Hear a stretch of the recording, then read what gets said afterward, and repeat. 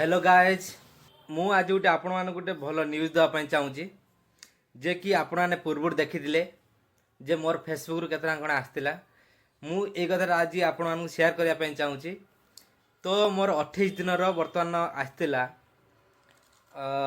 बर्तमान केत टका आसला मुझे कहीपरि कहीं फेसबुक गोटे रूल रेगुलेशन अच्छी कि आपण केते कौन पेमेंट आसी मंथली आपण शेयर करतुनि जहाँफल मुझे शेयर कर किंतु मु आपण मानक देखई पारि जे केते टका मु इनकम कर मो हाथ में बर्तमान आपण देखिपे जे एतिकी गोटे मासर गोटे 28 दिन बर्तमान 28 दिन पेमेंट मो पाखु आस बहुत खुशी लगुच जे कि आपण मानकर भल पाइबा आशीर्वाद पाई मु एति इनकम कर पाइली।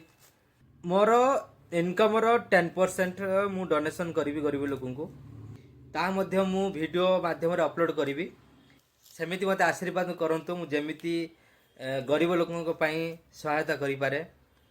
आज 10% करी तो काली 20% एमिति 90% 100% पर्यंत मु ट्राई करी निहाती भाव आपणकर आशीर्वाद दरकार। तो आपणकर भल पाइबा पई बहुत बहुत धन्यवाद। आपणकर सपोर्ट बिना मु किछि नुह। Thank you so much to all guys. जय जगन्नाथ।